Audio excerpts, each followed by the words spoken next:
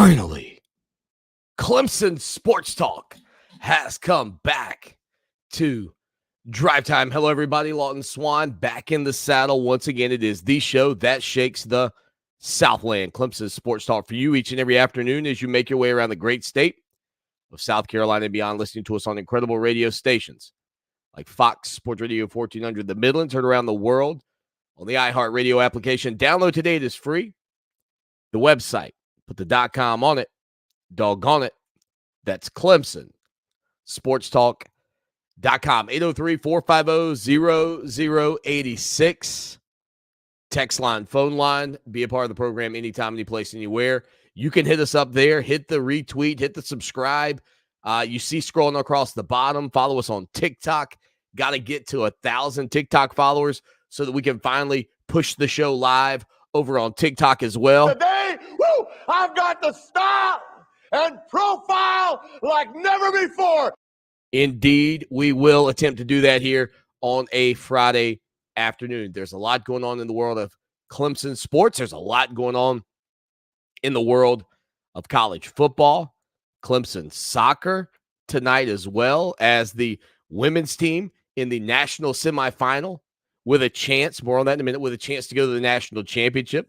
The men also have a matchup coming up with a chance to get into the Final Four of college soccer at the College Cup. So what a great weekend for the soccer programs that play their matchups over at historic Riggs Field. So more on all that in a little bit. Yesterday, there was a lot of news in the world of the Clemson Tigers. I mean, whether it was even former Tigers jumping into the portal. And the portal has been, the portal is something that I don't think anybody thought would be the bigger issue for most people than NIL. But it hasn't taken long, I think, for a lot of people to look at it and go, well, you know what? If we could fix the portal, and here, this has kind of been my thoughts on it, right? If we could fix the portal, then you might mitigate to a degree some of the influence and the impact that money and NIL have on the game, let alone the fact that you've got situations where maybe a player gets a large sum of money from a collective and then gets injured, maybe chooses not to play, doesn't return, goes to another program, gets off basically scot-free with this money, and people want to talk about loyalty, et cetera, et cetera. And the reality is, when you make the money that players in the NFL make, and I said this yesterday,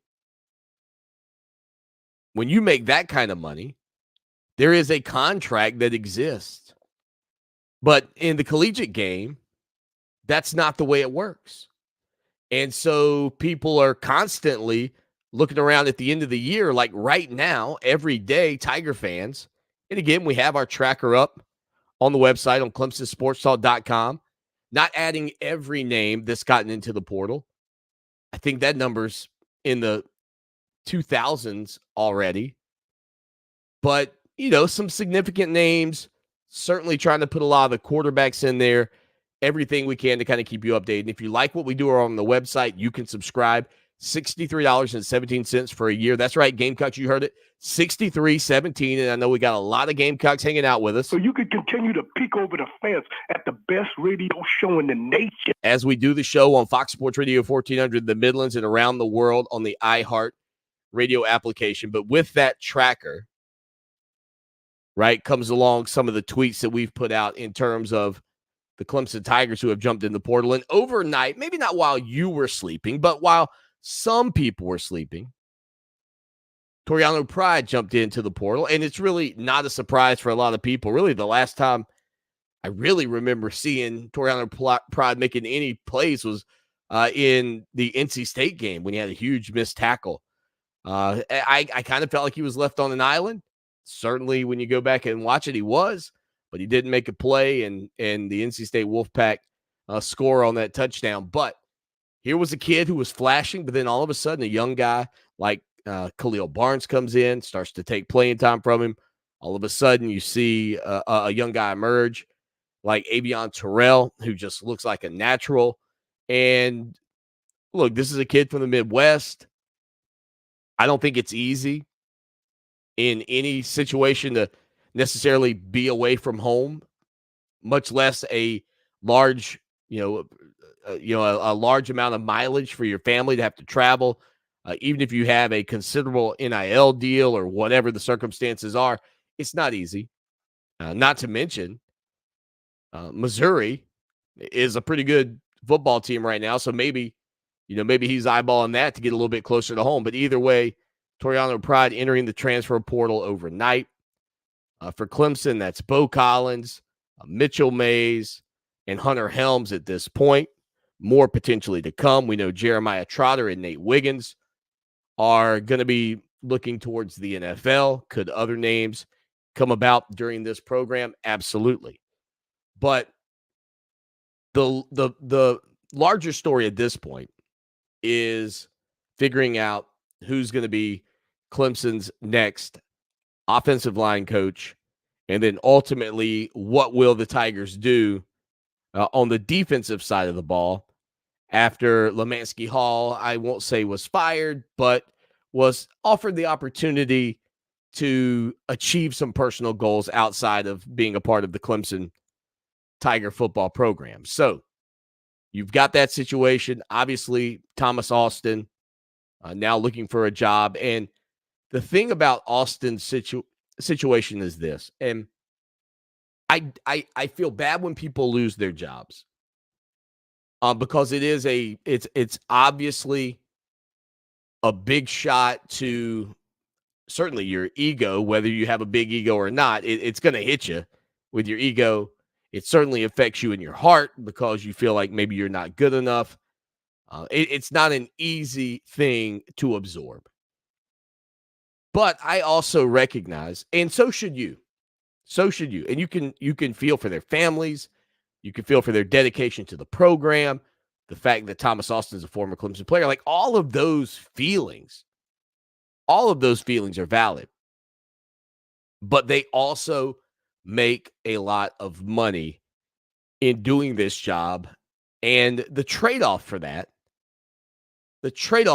is knowing that if you're not performing at an elite level when you're at a program like Clemson that expects to be an elite program, even if maybe all the issues don't fall on your plate, you become somebody that can be fired. But that's why they make the money that they make. That's why these guys have $250,000, $300,000 contracts. That's the nature of this business. But what Thomas Austin will leave with is plenty of time and opportunity to look for a job, because if he were doing anything else, he would not have made the type of money that he made at Clemson, much like Lemansky Hall. And because they've coached at Clemson, there will certainly be other opportunities. Now, they may not be Power 5 opportunities, but they could certainly be at the Group of 5 level. They could absolutely be, at the football championship subdivision level. They won't pay the same. But what you do is you get back on the bicycle and you just start pedaling again. You just start trying to climb that ladder again. Try to work your way up to get yourself in a situation where you are back at a Power 5 program. And the way they're talking about you on the television at that point is, well, he was a guy, started off, he was at Clemson, he got fired from that position, then worked his way back up through the ranks, and here he is today coaching the offensive line at Notre Dame. It's a real story. It's a real story. So where does Clemson go from here? Now, yesterday on the program, I identified for you one name that I thought you should certainly keep your eyeballs on for a couple of reasons, and that's A.J. Ricker. A.J. Ricker was the co-offensive coordinator at TCU alongside Garrett Riley. He is also the offensive line coach. I read you some of his resume, superlatives, all of that. And again, I think given the fact that Garrett Riley came in, did not get to bring anybody with him, had to kind of run with the guys that he was provided by Clemson. Some people would certainly disagree with that. That is ridiculous. Some people would think you need to be able to bring in the guys you want to bring in if you're going to be the offensive coordinator. But perhaps in the negotiations, when they're sitting down, by the way, like the uber secret negotiations, because nobody had any idea back in January that you'd be talking about Brandon Streeter out and Garrett Riley in. I mean, that's of the news we've covered, here on this program in my decade on the radio. That's one I don't recall anybody having in advance. It was like, boom, here it is. What? But so in those negotiations, it's quite possible that, either A, Garrett Riley jumped at the opportunity to come to a program like Clemson, give him their track record over the past 8 years, and said, I'm just going to roll with it, even though TCU had just been to the College Football Playoff National Championship game. I'm just going to go with this because I think it's a better situation. I don't need to bring anybody else. Or it was, look, Coach, I'll come in. I'd love to bring my guys, but I understand if you want to, give these guys a shot. And so maybe that's how it all played out. Well, this year, obviously, there were some issues offensively. And you can even go back to the final game of the season. Like, it's easy to sit here and look at 16-7 and talk about how dominant Clemson's performance was and the fact that at no point in that ball game, outside of maybe the first play, did you think, maybe South Carolina's going to give something, going to push the Tigers a little bit. But then on play 2, you get the scoop and score, and you go, man, it's going to take a while for the Gamecocks to get their, kind of get their mojo back after they get punched in the nose at that moment. And then they throw an interception, and you're going, man, this thing. Honestly, in that moment, I'm thinking this game could get out of hand. But yet it didn't. And a big part of that is the lack of production that Clemson had offensively. And sure, it's easy to say that after you get a 16-7 lead early in the third quarter, your defense is controlling the line of scrimmage. I mean, you're just dominating up front, that you don't feel compelled to throw the ball. I can sit here and tell you the fact of the matter is that I said in that moment I wouldn't throw the ball again. I'm looking at the clock. I'm looking at Clemson's defense. You don't need any more points. But then you can also look at the fact that you only threw for 100 yards. And I don't know that you were even comfortable, and maybe that was because you have issues in terms of the health of the wide receivers. Maybe it's because you have issues in terms of the health of the offensive linemen, but the productivity was not there on the offensive side of the ball. And when you make the money that Dabo Swinney makes, and believe me, it's a lot. And all this bull crap you're thinking, all these narratives you read, listen, man, you can have your opinion all you want, and you can apply for the job, and good luck to you. You can say what you want about how much money Dabo Swinney makes. The reality is that when people aren't performing and you're in a performance-based business and you have a performance review, people are going to lose their job when they make the type of money that the assistant coaches make. So, back to the lecture at hand. When you're talking about Garrett Riley, I was looking, I said, okay, who was his offensive line coach while he was the offensive coordinator at TCU? And it was Ricker, and Ricker was with him at SMU as well. And then to see that Ricker was a co-offensive coordinator, that name made a lot of sense. It still makes a lot of sense. Doesn't mean he's going to be the guy, though. Okay? Doesn't mean he's going to be the guy, though, because the other name that has emerged and has been reported by multiple people, as a matter of fact, it was a name that I had on my short list. It was a name that a listener texted me as well. And it's one that I do have some hesitations and reservations about. And I'll explain why in a minute. And that's Matt Luke, who was the former Ole Miss head coach. After that tenure, he spent a couple of years in Georgia when the Dogs won their first national championship. And then I think it was May of 2022, May or March, just before the college football season kicked off that year. He decided he was going to hang it up. Now, he's a fairly young guy, about 47-ish. Look, I'm 46, so I'm going to say he's a fairly young guy. But he's got young kids. Now, I know some of that has been documented in terms of, the stresses that recruiting puts on him or puts on coaches in general. And so his name has kind of emerged as a name to look at. Where I have some concerns are with not necessarily, his want to or whatever you want to call it. But if you walk away from the job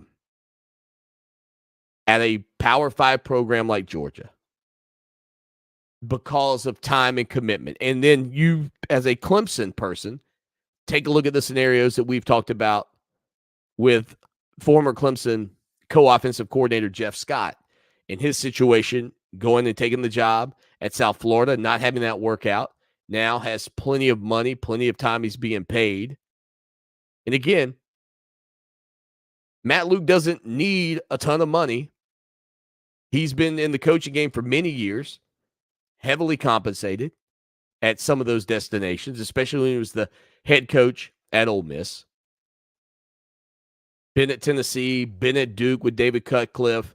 I mean, he's been around the block. But if you're talking about commitment, if this is 10 years down the road and his kids are grown and out of the house and he's wanting to get back into the game, then maybe I'm thinking, yeah, let's roll with it. And again, your offensive line coach isn't necessarily the guy that's going to dictate the end results for your program anyway, so it may not be a big deal to have him come in, coach for a couple of years, realize, man, this is really not for me again. I want to be at home, right? Like, he can second guess it later, and maybe it's not it's not your head coach, right? You certainly wouldn't hire him to be your head coach at this point. But that would be my hesitation. That would be the reservation that I would have. But his name seems to be the one that a lot of people are pointing towards. Now, the final name that I would throw out there, and again, this comes from just a couple of things here. Number one, kind of connections to the ACC. A guy that I sat down with a couple of times at the ACC kickoff and absolutely loved talking to was at Florida when they won a couple of national championships. I think is a fiery guy.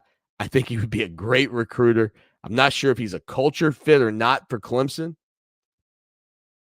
but Steve Adazio.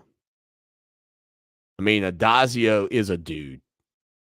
And so I think he's, of the three that I've just brought up, probably the least of these. I think at this point, based off of everything that I've heard, it sounds more and more like it would be Matt Luke.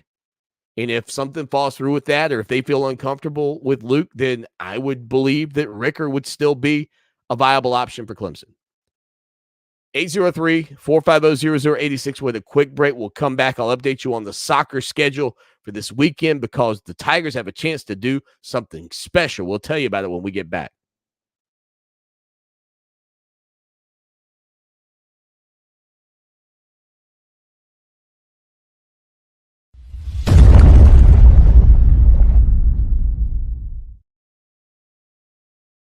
Nothing like the old delayed stamp, huh? All right, let's see.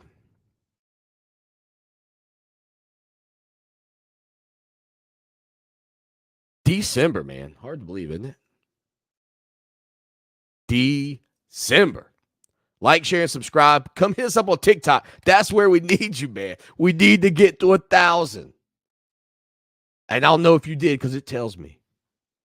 Go click it. Let's see. Woo.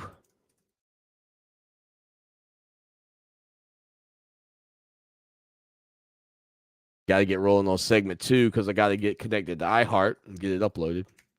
Remember, you can always catch the show live from 4 to 6 on Fox Sports Radio 1400 on the iHeartRadio app. That's on your Amazon Echo and your Google Home devices. All right, here we go.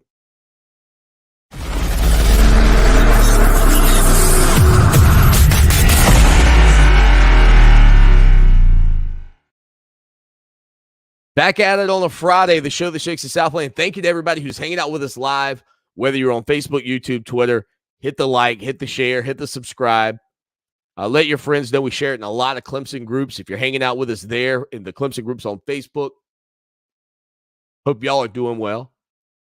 Man, I don't know the full history, okay, of college soccer, men's and women's.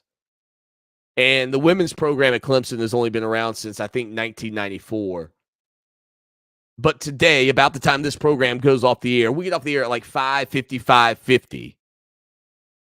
So, 4 minutes and 10 seconds later, the most significant soccer match in the history of the Clemson women's program will be taking place on ESPNU as the women's Tiger team, the women, I like calling them the Lady Tigers. Some people find that offensive. I don't like saying the women's soccer program. I like saying the Lady Tigers program, but I don't know. You tell me, is that offensive if I say the Lady Tigers will be on the pitch? I feel weird saying the women Tigers. Some people say I just got to say the Tigers. That's true too, but I don't want to confuse you with the men's team either, and I call them the men. Nonetheless, 6 o'clock tonight, ESPNU. The Clemson women taking on Florida State for the right to go to the national championship game. We talk about the Daboization and the economy of Clemson. The school doesn't even look. It doesn't, like when I go to campus now, when I go downtown Clemson and I see these like high-rise buildings, I'm just blown away that that's the school I went to. And in some respects, I don't like it. Get off my lawn. I feel like the old curmudgeon. But in other ways, when you're hoisting 2 football championships, when you've hoisted a soccer national championship, you go, well, it seems to be working out. But in terms of the athletic department, the branding, you can't give all the credit for the success of the Clemson soccer program to Dabo Swinney or the success of the women's soccer program to Dabo Swinney. But I don't think that it's something that's insignificant that the football program rose to the prominence for the length of time that it did, and now you see other programs on campus with a similar result. And I flash back to 1981 and Danny Ford in the national championship in football. What happened in soccer just a few years later? 84, national champs. 87, national champs. And I know that everything that Danny Ford did not directly impact Dr. I.M. Ibrahim and the success that his program had, but you can't tell me that one thing like dominoes didn't affect the other. And I feel like that's what we're seeing with these soccer programs. Look at basketball right now. And I know basketball's not likely to be a Final Four or even an Elite 8 team, but they are a team that people are talking about could potentially win the Atlantic Coast Conference this year.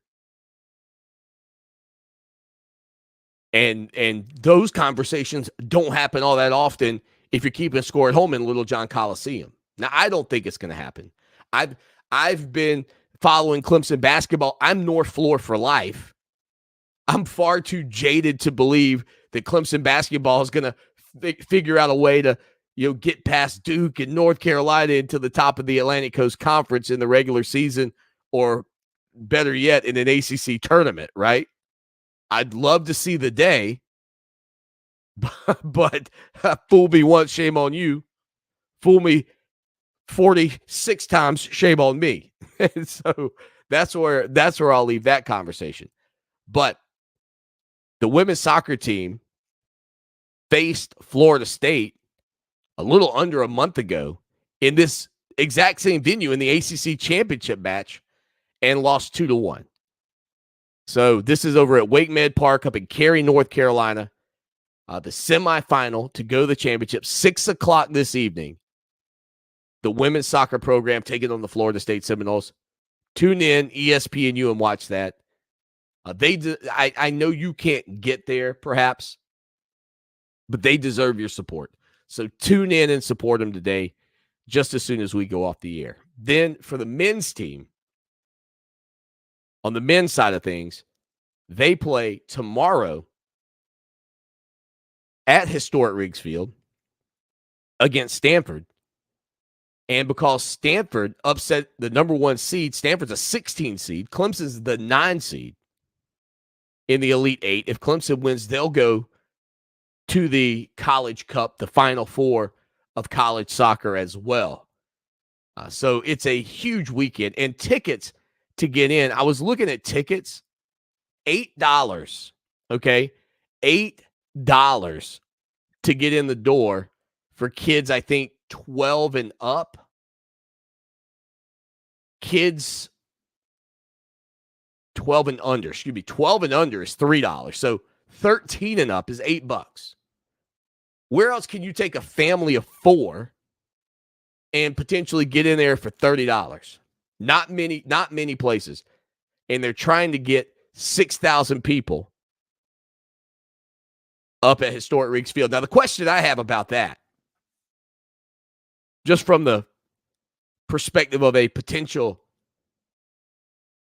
fan who's buying tickets, and I can't, my son's got a soccer tournament of his own, but it said something along the lines of student tickets are free. I just don't understand if 5,999 students roll up, how's that going to work out? That was my concern. Is there going to be room? Because I don't think the tickets are numbered or seated. Right? Like when you get in there, like when I went and watched Clemson play South Carolina, for example, a regular season match in Columbia, there was no like seating options. It was like the Wild West, man. You just find your tract of land and punch your family's flag on it. Nonetheless, a huge weekend, maybe the biggest weekend in the history of both soccer programs taking place at the same time, with the women with a chance to go to the national championship and the men with a chance to punch their ticket to the College Cup. Stay with us.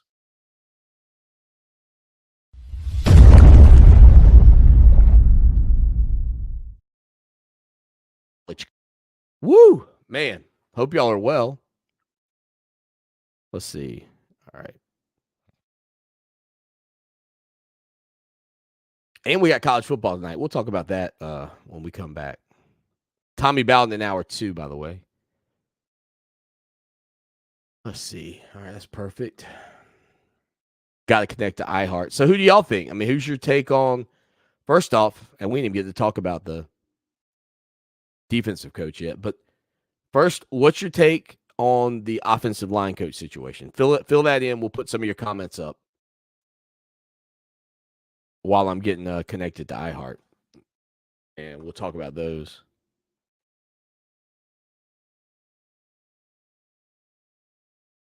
And you can also call if you want. Just let me know, and I'll put you on.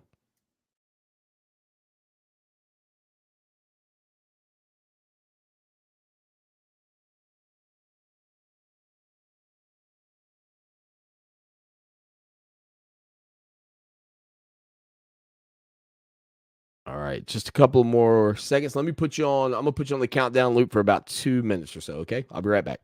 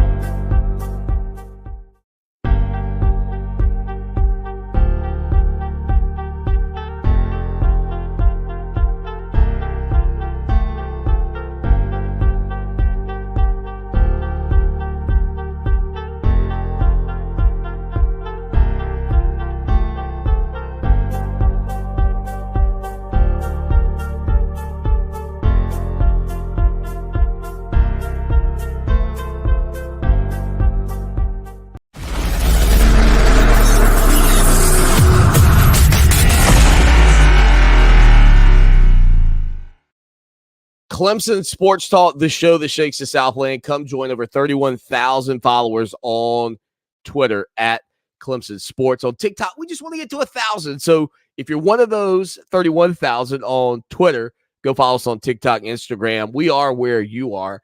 And we try to broadcast the show as frequently as we can live. Now, it airs live on Fox Sports Radio 1400 in the Midlands, on the iHeartRadio app, on your Amazon Echo and your Google Home devices. Just simply say the name of the device, play Fox Sports Radio 1400. We're there for you from 4 until 6 o'clock every day. So it's 2 hours during drive time. So support all our sponsors on the radio. If you like what we're doing here and you want to support us directly, our website, ClemsonSportsTalk.com, has a premium subscription for $63.17.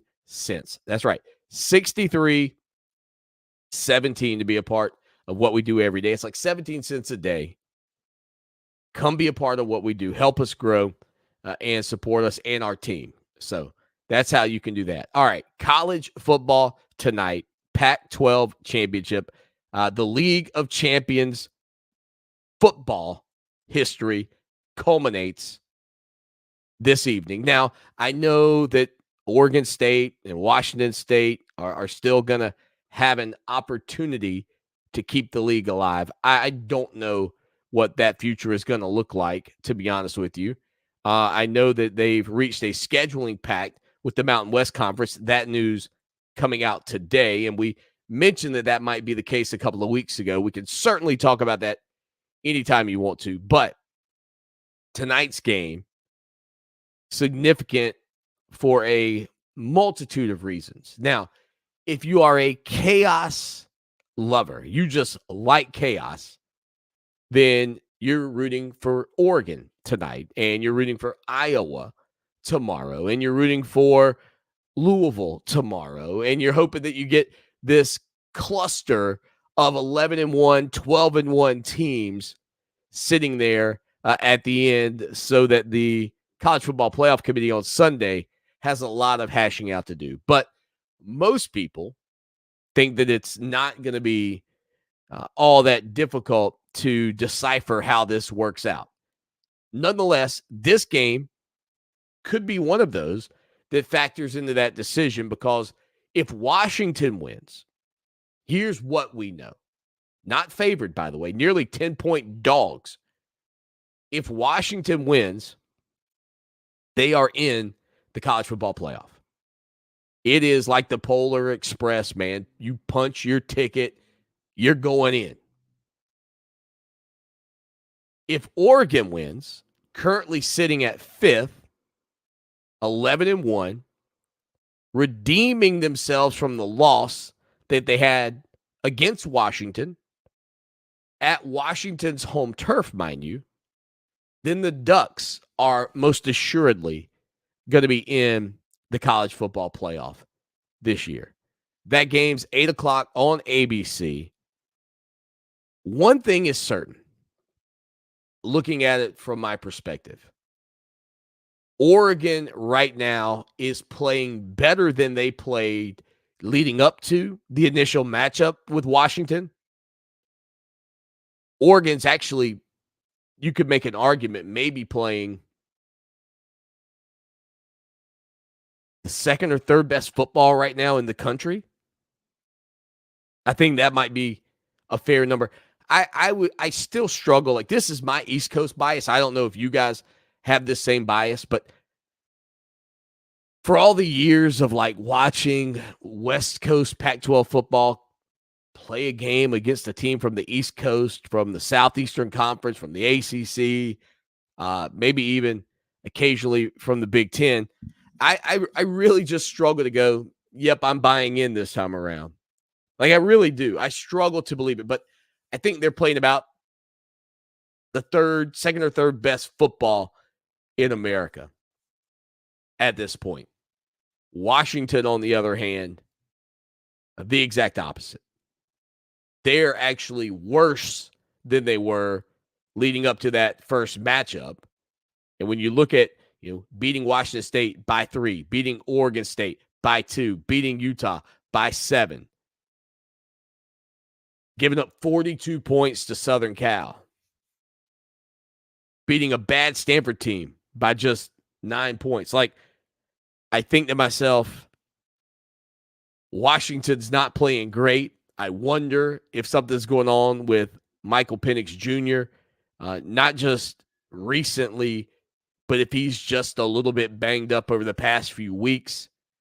It's not like this is a college football playoff game where you have 3 or 4 weeks either to rejuvenate and get ready to go. I mean, they're just on the field against Washington State a few days ago.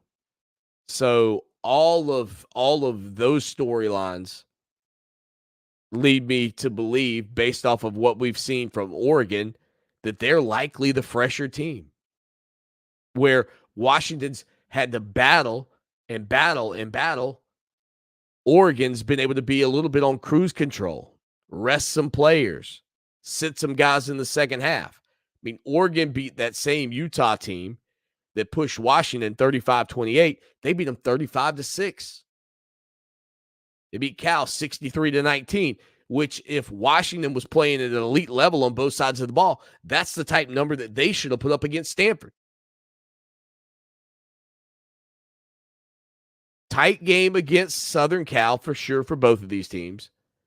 But then the past 2 weekends, Oregon obliterated Arizona State. Oregon smashed Oregon State. And they should be the healthier, more well-rested team, which means Bo Nix, he may very well have been the better quarterback in the first matchup as well. But Bo Nix might be on the precipice of pushing Oregon back into the college football playoff. And again, if they win, they're in. I think we certainly know that. Now, there are other games this weekend. Tommy Bowden joins us coming up in hour number 2. We'll certainly talk with him about those as well. But when we get back, we got a break coming up in about 15 seconds. When we get back, we'll run you through the ins and the outs of the weekend. Plus, we'll check what some of you are saying in the comments over on Facebook, Twitter, and YouTube. Quick break. We'll come back with more of the show that shakes the Southland.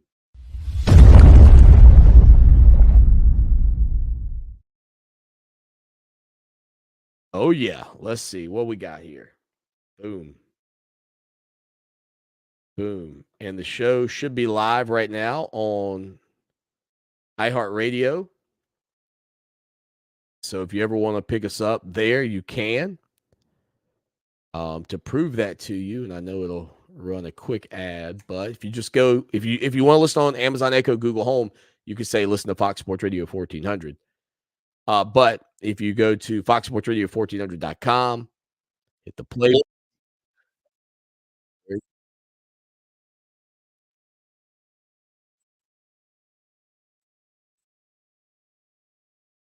This guy's so smart. Listen to him. He sounds so handsome. Some people might say this guy's gorgeous.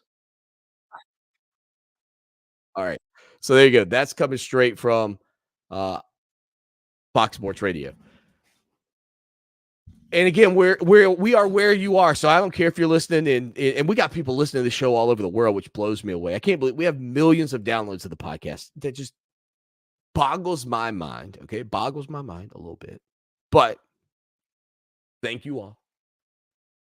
And I know some of you are mad because I'm not always here. Why don't you go live every day, Swanee? You know, I almost, as much as I enjoy going live, I'd rather, hold on, I got to text Tommy Bowden real quick. Linda found us today. Look out. Linda's in the house. She just texted. We missed you too, Linda. See if Tommy Bowden can come on in about 10 minutes.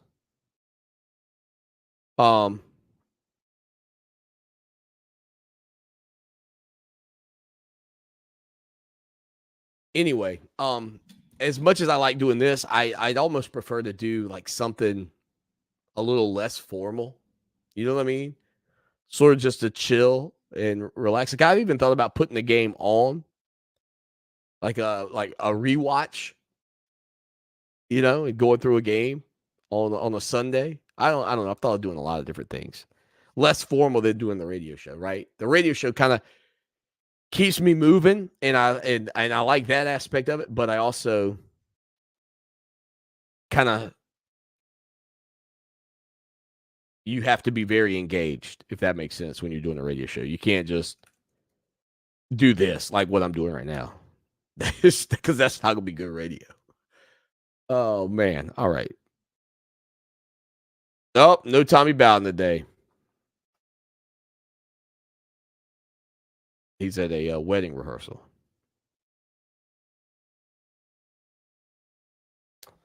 No Tommy Bowden. So maybe we can get Luke on.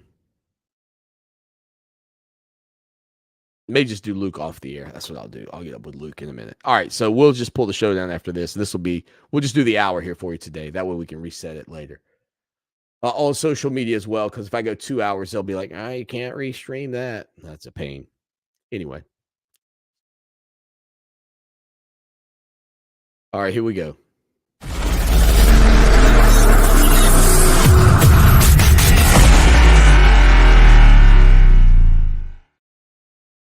Final segment of hour number 1 on the show that shakes the Southland, Clemson Sports Talk. Follow us on all of our accounts. I've been scrolling today a lot about TikTok. That's where I need you. I need you on TikTok to follow me. If you're on TikTok. If you're not on TikTok because you're worried about TikTok, that's fine too. Don't come follow me. I don't want you to do anything that's going to worry you. But if you're not worried, because I'm not worried, TikTok, that thing has taught me more about like doing little projects and stuff around the house. Like I don't know what they call it, the algorithm, I guess, of that thing is unbelievable. It only gives me stuff I tend to like to watch. It's rare that I have to go, I'm not going to watch that. But anyway, that's neither here nor there. College football coming up this weekend. We'll talk about those games here on the program. No Tommy Bowden, though, in hour number 2. He's at a wedding rehearsal today, so he will not be a part of the show. If you're just joining us, we just talked about the Pac-12 championship game. I never did tell you who I think is going to win. I actually think Oregon's going to win, and that's going to punch Oregon's ticket into the college football playoff. Texas and Oklahoma State face off at noon tomorrow on ABC. This one's intriguing in a lot of respects because if Texas wins and the SEC championship goes Alabama's way, you've got that head-to-head matchup where Texas beat Alabama in Tuscaloosa that becomes sort of the running issue for the College Football Playoff Committee and whether or not Texas would be in at that point. Even though they still have a ways to climb, they are currently ahead of the Crimson Tide. But other people would then say, no, resume and what you've done has to be the deciding factor. And we believe that Alabama, by beating Georgia and going through the slate that they go through in the SEC, would have done more. And that's the consensus that a lot of people have. Not everybody, though. Not everybody. Certainly the people who need it to go that way, like Nick Saban, believes that. In that game, though, I do think that Texas finds a way to get it done. Regionally, I think they're going to have more fans there. I know Oklahoma State is not all that far off, but I think Texas will pack the house. Let's see, what are the odds on that one? Texas by a wide margin in terms of ESPN's matchup predictor, 88%. They're favored by 15. Hard for me not to believe that the Longhorns win that game. It may still not be enough, though, to get them in to the college football playoff. And you know what? Hook 'em Horn Nation, I'm okay with that as well. If Texas is left out, I'm all right with that. That's a fan base that always kind of annoys me. Then at 4 o'clock tomorrow, you've got Alabama at Georgia. I talked to some of my Georgia peeps today, and they're feeling good, man. They are feeling froggy about this one. And that's just when you normally get yourself humbled a little bit. You see that a lot in this sport for one way or another. And while Carson Beck, I think, is a talented quarterback, this is the best team that he has faced. In addition to that, the magnitude of this moment is huge. So Stetson Bennett honestly didn't look like he was much more athletic than I was at my peak of athleticism. But Stetson Bennett never made the mistakes that killed Georgia. He wasn't flawless. We saw him make some mistakes that could have been incredibly detrimental to the Dogs, but they always overcame it because of their defense. But what he never did was have so many mistakes that you couldn't overcome them. Or they weren't maybe a pick six or what, you know what I mean? They just weren't the game-breaking type turnovers. Beck, this year, 268 of 370, 3,495 yards, 22 touchdowns, and 6 interceptions. But Milroe on the other side, quarterback for the Alabama Crimson Tide, talk about a redemption story. Got benched early this year. I don't think there was a lot of trust for him in the system. They have not played, if we're talking about teams that haven't played their best football as of late, they should have lost to Auburn. I mean, if Auburn can catch a punt, fair catch a punt, or not give up a touchdown on 4th and goal from the 31, like all of that happening. But Alabama won. They'll face off with Georgia. The Dogs are 5-point favorite this game in the Bulldogs' backyard over in Atlanta, basically. And I'll say this, and I know Alabama fans are all over, and they'll certainly pack that place. That'll be, I would make the argument, that's going to be almost a 50-50 atmosphere. But if Georgia doesn't play their best football, they'll get beat by Alabama tomorrow. I do believe that. And it may very well come down to Carson Beck. I'll take the Dogs to win it, but they better play good because this is easily, in my opinion, the best team Georgia's faced this season. And if you got the big head, you get humbled. Michigan and Iowa, 8 o'clock on Fox. Dude, if Iowa wins that game, I think what's Clark Griswold say to Cousin Eddie, I would be more surprised if I woke up with my head sewn to the carpet tomorrow. I don't see how Iowa wins that game. They can't score. I don't think Michigan is, the end-all, be-all of college football, even though they may win a title this year. But Iowa, sheesh. That program has set offense back to the 1900s, the early 1900s. And last but not least, Florida State and Louisville. We'll certainly talk about this more in hour number 2, 8 o'clock on ABC. Going to be tough for the Seminoles. Tate Rodemaker's in the concussion protocol. Not sure what his situation will be. In doubt, if you will. If he doesn't play, I don't know if Florida State can win it, even though I think they can win the trenches on both sides of the ball. They will have to run the ball the whole game. And if Louisville knows you're running the ball the whole game, I'm hard-pressed to believe you're going to win the game. But that's my thoughts on it. Hour 2 is right around the bend. Stay with us.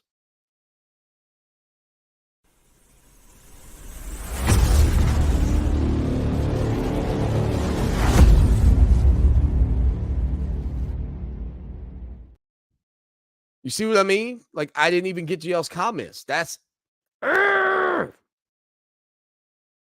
right. I definitely. Kevron says, go Tigers. Sorry, Kevron. Edward says, I wish Dabo would give Garrett Riley the reins on the staff.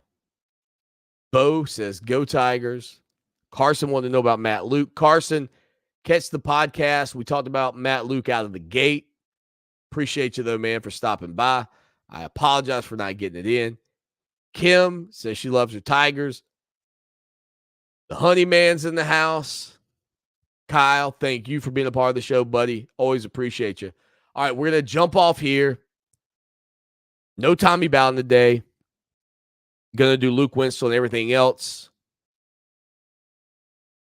online.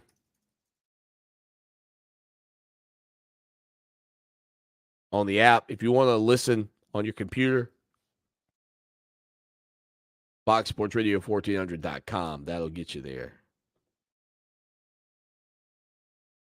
I wish you could click that link. That'd be nice. Anyway, going to jump off here. Thank you. Y'all have a great weekend. I really do appreciate you. If you're on TikTok, please go follow us over there. Just take a minute and follow us. We put some really cool content up, video highlights, show highlights. I don't know where we're going to take that, but if we can get to 1,000 followers on TikTok, that would be a huge step for us. So thank you. Again, we'll talk to y'all on Monday. Monday might be tough. Might be back on Tuesday, but I'll try to be here for you on Monday if I can, okay? Thanks. Take care. Go Tigers. Appreciate y'all.